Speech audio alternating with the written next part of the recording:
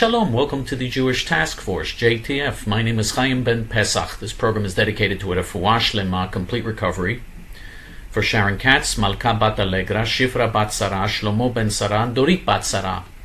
And the program is dedicated to Ilui Neshamot, to elevating of the souls, for Daniel Neinkin, Allegra bat Rachel, Lunita Adler, Helen Friedman, Harab Binyamin Kahana, Pesach Zev ben Chava, Harab Meir Kahana, Yosef ben Meir, Bari Hoffman, Dennis Shor, Ruven Hoffman, Robert Mittman, and Tzipora Fegi bat Liba. Well, this is the first program we're doing since my mother and I were hit by a car while we were crossing the street. And we're going to discuss the accident, what happened in the accident, and just in general what the implications are and what the lessons are from an incident like this. First of all, my mother and I were crossing the street, and a car hit us. And I'm not going to go into details as to exactly what happened, because there are legal reasons why I don't want to go into details, because we are, of course, going to file a lawsuit in this case. So I don't want to complicate that lawsuit, so I'm not going to discuss exactly what happened. But we were hit by a car while we were crossing the street, my mother and I. Baruch Hashem, thank God, Baruch Hashem, that I was hit by the car and not my mother. My mother was injured as well, but let me explain what happened. I was hit by the car actually directly hit me, and then I went flying. The car sent me flying into my mother, and so my mother fell because of the impact of my bumping into her, flying into her while we were crossing the street. So both of us were injured, but her injuries were relatively minor compared to mine. Baruch Hashem, thank God, because I don't know if my mother would have survived an accident like this. So first of all, we thank Hashem. There are a lot of things we're going to be very thankful for in terms of this accident. The first thing we do is thank Hashem that it was me and not my mother that was hit by the car. I always, instinctively, when I walk with my mother and cross the street, I always get between her and the traffic. I'm always between her and the traffic, or between her and any danger. That's just instinctive with me. And it paid off. After years and years of doing that, it finally paid off in this accident, because the car hit me and not her. It was a miracle, a ness, that both of us were not killed by this car. A car crashes into people. It was actually a very large vehicle, a sports utility car. And a car like this, a big, powerful car, crashes into flesh and blood. In most cases, you would think that somebody would be killed in an incident like this. And many people are killed by incidents like this every year. But Baruch Hashem, miraculously, that did not happen. If we had been 6 inches to a foot in the other direction, and the car had hit into us, we would have been killed. God forbid. So, we have a lot to thank Hashem for, a lot to thank God for. Again, first, because I was hit, not my mother. And secondly, because neither one of us was killed. Now, my mother sustained injuries. She still has a hard time walking on her ankle. She sustained some injuries. But I sustained very serious injuries that required surgery. I had a fracture in my kidney, not in my kidney, I'm sorry, in my hip, as a result of this accident, and I had to have surgery, and I'm going to discuss the surgery in a moment. But that's very serious, because when you have a fracture in your hip, you can't walk. So if I had not had the surgery, I would be crippled for the rest of my life. Crippled and paralyzed, at least on one side of my body. I'd be crippled and paralyzed for the rest of my life. There is no way you can walk when you have a fractured hip. Now, in terms of the surgery, we went to a UJA hospital, a so-called Jewish hospital. And I'm going to discuss the horror of being in a Jewish hospital. By the way, the so-called Jewish hospital where there are very few Jews. There were almost no Jews in the hospital during the time we were there. We were there 5 days, and there were almost no Jews there. Almost every group under the sun, but very few Jews in the hospital. In addition to that, of course, we can only eat kosher food, and they do not serve kosher food in the so-called Jewish hospital unless you go out of your way to specially ask them for it and get on the kosher food list that they have there, which we did. But many times they didn't deliver the meal, and it was a big deal to them to deliver kosher food. Just these UJA hospitals are a disgrace. No one should ever make a contribution to the UJA Federation or any Jewish establishment organization. These organizations are self-hating Jews, and what they do is harmful to the Jewish people and harmful to the world, and nobody should ever give them a penny. Now, as I stated earlier, I needed surgery for my hip fracture, which is, again, a very serious procedure, a very serious surgical procedure. If it's not done right, it could be a catastrophe. And they give you the surgeon who's on hand the next day to do the surgery, and I got surgery the next day after the accident. I could have gotten many terrible surgeons, because they have a lot of terrible surgeons at this hospital, as you have in many hospitals. There are many horrible surgeons. Because of affirmative action, and because of political correctness, and because of the dumbing down of American society, you have a lot of surgeons who are completely incompetent, who are utterly disastrous, and you can imagine what would have happened if I had a black surgeon, and they have black surgeons in this hospital, and they had an Arab surgeon. I could have gotten the Arab surgeon, God forbid. An Arab surgeon. This is a surgeon from Egypt. And hey, well, I learned how to be surgeon in Egypt. I was doctor in Egypt, and don't worry, I operated on many camels in my time. I operated on many a hump.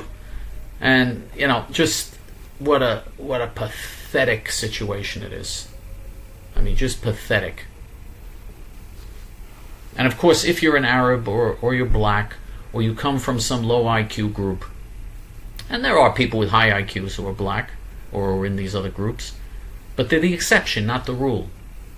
And most of the doctors, and almost all the doctors that come out of these groups, are less qualified, less competent, and less effective than the surgeons that come out of talented groups. But I didn't get the Arab surgeon from Egypt who has very good experience. I got my medical degree in Egypt from University in Egypt. Don't worry, very good. I know what I'm doing. Okay, I didn't get him, thank God. And that's how he speaks, by the way. And I didn't get the Schwarzer surgeons. I mean, you can imagine the Schwarzer surgeon. It just so happens that the surgeon that was on duty that day, look at how good Hashem was to us. The surgeon that was on duty that day happened to be a brilliant Jewish surgeon, who is probably, and he's in private practice and he does hospital surgeries. This brilliant Jewish surgeon is probably the best surgeon in the state for the surgery that I needed. Probably the best in the whole state. Just an absolute expert who does hundreds of these procedures and is considered to be a genius and considered to be an innovator in terms of coming up with techniques in the surgery and so on. So, another miracle. I don't get the Arab surgeon from Egypt. I don't get a black surgeon who gonna operate on me like he take apart Kentucky Fried Chicken. I didn't get that. What did I get? I got the most brilliant surgeon in the state, a Jewish surgeon with many years of experience, and who did a great job in the surgery. Thank God. Baruch Hashem. Baruch Hashem. So, a lot to be grateful for. Now, the 5-day hospital stay, of course, during the hospital stay, as we mentioned, there were very few Jews in the so-called Jewish hospital. and you know there are a lot of Muslims and blacks and Arabs and Pakistanis and Afghanis and Bengalis and every group under the sun. They're in the hospital in abundance. And very few Jews are in the hospital, even though this is a Jewish-funded hospital. And even though the UJA over the years has spent untold amounts of money. The UJA budget at one time was billions of dollars. And their annual budget, they used to spend several $billion a year at one point. For hospitals, for all types of projects in the community, projects in the community that were always bad for Jews, never good for Jews. And their hospitals, they train affirmative action people, affirmative action staff, affirmative action doctors. In other words, they bring bad things to the world. The things they do in the world are bad. And we were there 5 days witnessing all of the incompetence and all of the problems there. My poor mother, what she had to go through. My mother's 87 years old. I'm 64 years old. So both of us are senior citizens. But there's a difference between 64 and 87. I'm in my mid-60s and my mother's in her late 80s. So there's a big difference. And my poor mother, she had problems. She had a problem with a big fat Schwarzer nurse. My mother was not allowed to go to the bathroom by herself, because they were afraid she'd fall because she had a problem with her ankle walking. So they were afraid she'd fall, so they would not let her, if she left her bed, if she got off her bed in the room, right away alarms would go off. The same thing with me. They were afraid I would fall, and they were afraid of legal liability. They were afraid of being sued. So we were not allowed to leave our beds for 5 days. We had to lie in our beds. And when my mother... One of the times my mother had to use the restroom. And when she had to use the restroom, and she used it and so on, the nurse came and took her with a very bad attitude, but anyway, came and took her to the restroom. This big fat Schwarzer nurse. Then she had to use the restroom again a half hour later. What's she going to do? A half hour later, she felt like she had to use it again. It happens to people sometimes. And the Schwarzer nurse didn't want to take her. Said, "You already went. You already went. I don't have to take you more than one. What do you think I am? I got to be coming running back and forth all the time, giving you a bathroom service? This is the type of, they're promoted and given positions of authority by sick, self-hating Jews. And they use the authority to persecute Jews who are under their care. This is what they do. But again, we have a lot to be thankful for. One of the problems is that we were lying on our backs for 5 whole days. We did start physical therapy, or at least I started physical therapy. They came finally like the 4th day to do some minor physical therapy with me to get me out of bed. And that was the only time I really got out of bed, that and of course when we have to use the restroom. So we were staying on our backs almost 24 hours a day. And staying on your back for a very long time, 24 hours a day, for day after day after day, that can cause bed sores, which can be dangerous. People die from bed sores. Be very dangerous. So we had our problems. We had our challenges when we were there. Thankfully, we didn't get any bed sores, but it was very uncomfortable. Very, very rough time. I mean, just 5 days of lying there in one position. Very, very rough situation for me and especially for my mother. But thank God we survived that. Hashem pulled us through that, and we're home now. And here we are now trying to recuperate. The timeline for me recuperating. My mother, she just has to, her ankle has to get there. Her ankle apparently was twisted and she's in some pain when she walks.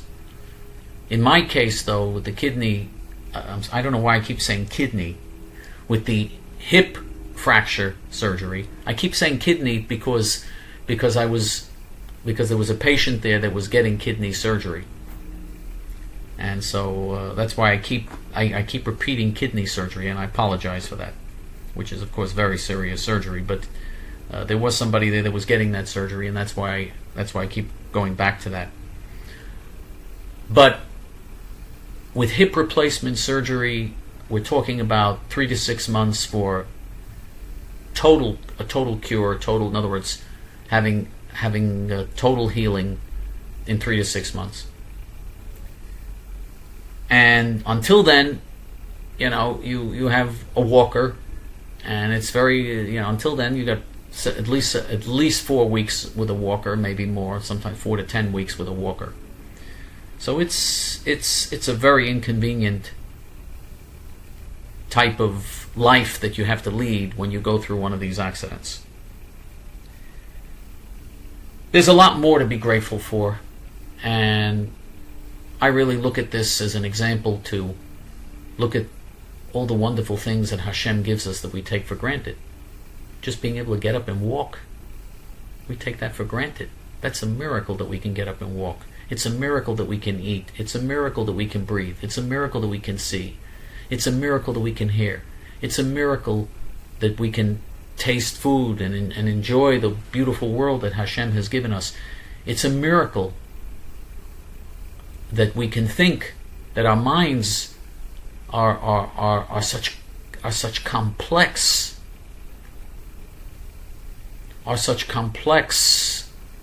organs in our body. The incredible complexity of the human mind. Because Hashem has given us a soul, and that soul is the physical place with the soul. I don't know if the soul really has a physical. The soul really isn't physical, but it works through the mind. The mind being the physical part of the body where we think. We take all of this for granted, and we really shouldn't. These are precious gifts that are given to us by a loving Creator. And I thank Hashem every minute, every second for having allowed me to survive, having allowed me to take the hit instead of my mother. I thank Hashem every moment for giving me a brilliant Jewish surgeon instead of some Arab camel or some Schwarzer orangutan. I thank Hashem every moment. The miracles are just overwhelming.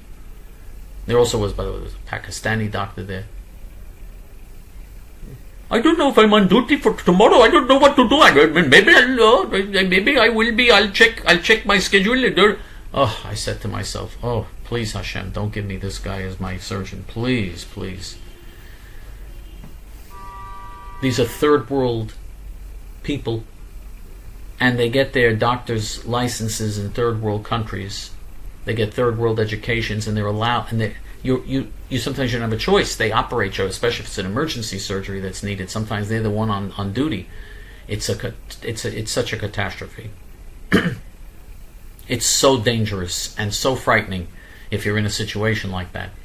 You don't want to be in a situation like that. But this is what these evil people have imposed on us in this society. We once had a situation with the doctor. At least you knew that you had a good chance of getting a relatively competent doctor. That is far from certain today when you're in a bad situation, especially if you need emergency surgery. By the way, how does this affect our movement? Our ad campaign in Israel, of course, continues.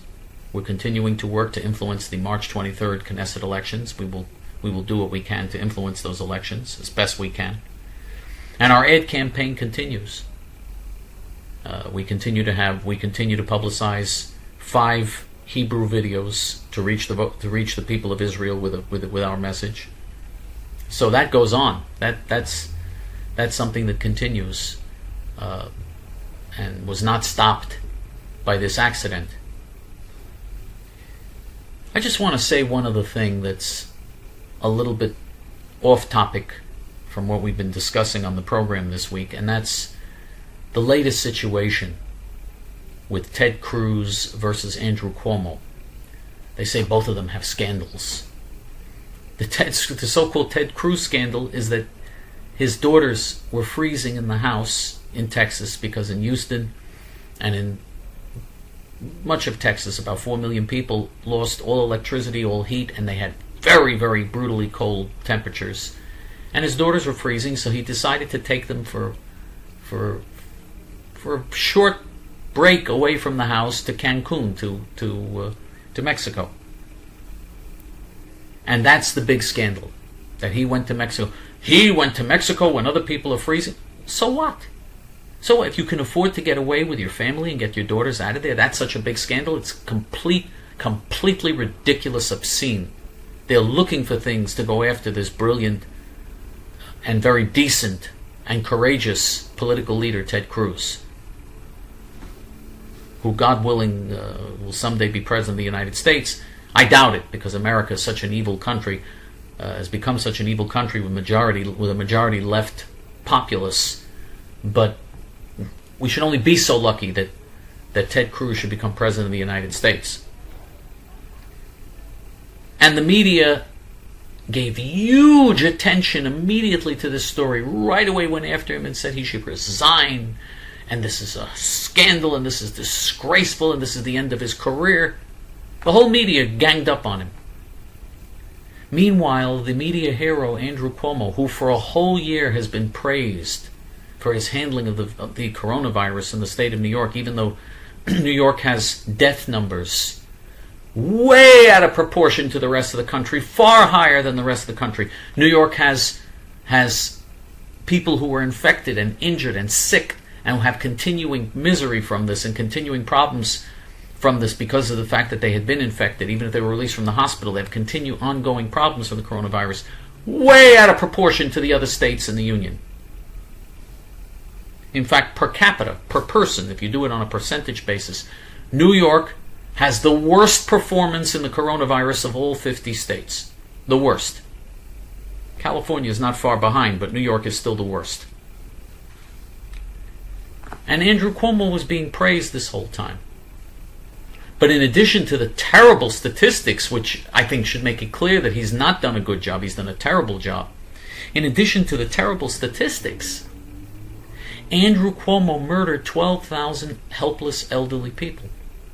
He ordered that these 12,000 helpless elderly people, infected with the coronavirus or vulnerable to coronavirus, one or the other, be put into nursing homes. Be pushed into nursing homes, where they had no ability to guard against the virus, no ability to treat the virus. He threw them into nursing homes, murdered all these thousands of people. And he could have avoided all of this. They had lots of bed space. The administration in Washington brought lots of bed space for people that was left vacant, including a giant carrier, an aircraft carrier, was brought into New York Harbor. Thousands of beds left vacant. Andrew Cuomo could have saved the lives of thousands of elderly people. Instead, he murdered them. He is a mass murderer, this filthy pig. May his name and memory be obliterated. May the name of the wicked rot. This filthy mass murderer was praised and given awards for his wonderful leadership and his wonderful role and how he spoke up at the press conferences and everything else. Praised by the whole media. Lauded by the media. His brother has a show on CNN.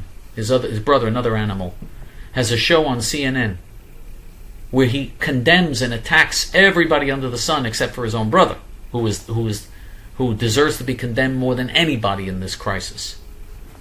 This is how the media operates. They are evil. They are liars. They protect they protect the most wicked mass murderers like Andrew Cuomo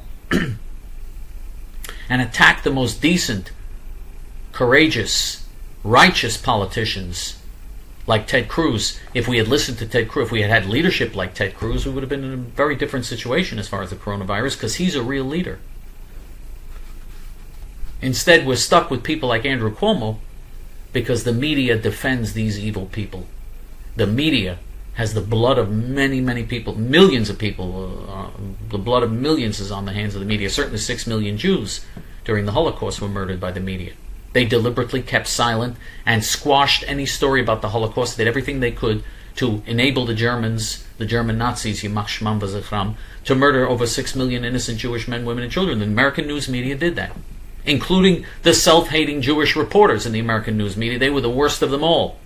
The New York Nazi Times, owned by a self-hating Jewish family. So that's the world we live in. A world where the powerful people in the world, the people that are in charge, are evil. The people that are in charge of big tech, the people that are in charge of the media, the people that are in charge of the establishment, the politicians, the billionaires, the tycoons, evil people. They're in control in this world right now. That won't last forever. Someday, and I don't know when, I don't know, I'm 64 years old, so I don't know if I'll live to see it, but someday that's going to change. Something is going to happen, and the Jewish people are going to wake up. There's going to be a great awakening among the Jewish people. And they're going to and that many Jews will turn around and become righteous and start fighting for righteousness, and the Mashiach will come, Messiah will come, and the world will change. And the world will become a place where the righteous will survive all of this, and we'll get through all of this, and the righteous will prevail in the next world. The wicked, of course, won't have any place in the next world. The next world, by the way, in Judaism, is this world.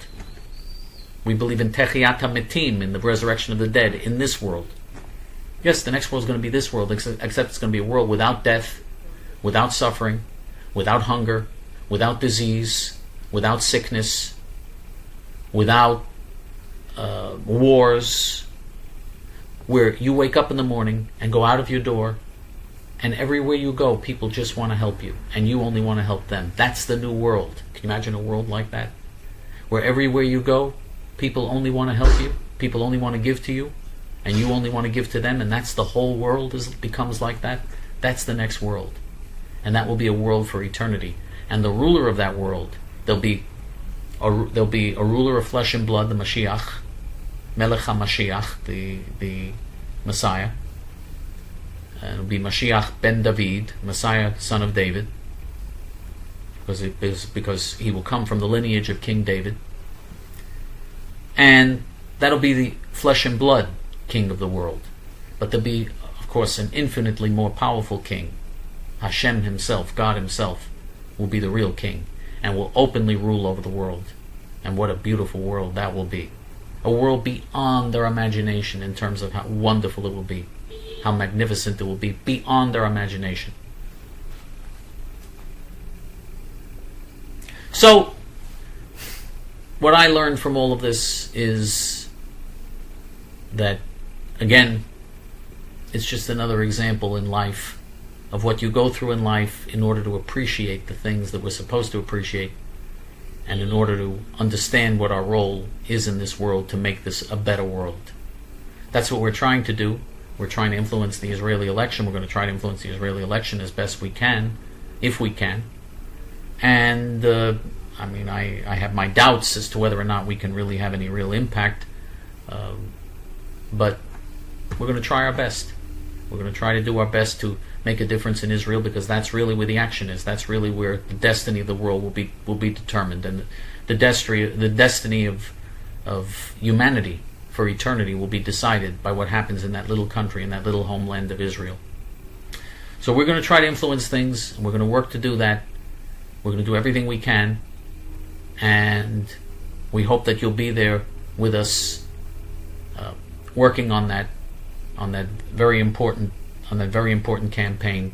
Because if we could pull 1 or 2 seats away from Bibi Netanyahu and the Likud, that could bring him down, which would be the lesser of the evils. In this case, are the people running against Bibi Netanyahu. We call him Pipi. He is the worst. He is the worst. He's got to go. And so if we could just pry 1 or 2 seats away from him, in a close, and the election looks very close, it could make a difference. And that our videos have gotten millions of views already, millions. and are getting hundreds of thousands of views now. In other words, on a monthly basis, I haven't figured out exactly every month how much, but it's at least tens of thousands every month. And we've gotten overall on our Hebrew videos over the year, we've gotten overall millions of views. So I'm hoping, and people see our videos in the form of like a campaign commercial. I'm hoping it's going to have an effect. I'm hoping it'll convince people that the phony right in Israel is traditionally worse even than the open left. And if we convince people of that, we'll be performing a real service for Israel and the Jewish people and changing history. So that's where we stand. I have so much to be grateful for. I love Hashem with all my heart and all my soul. And I love the Jewish people and the righteous Gentiles with all my heart and all my soul. And I look forward to our continuing fight for righteousness and justice and redemption. For JTF until next week, this is Chaim ben Pesach. Shalom.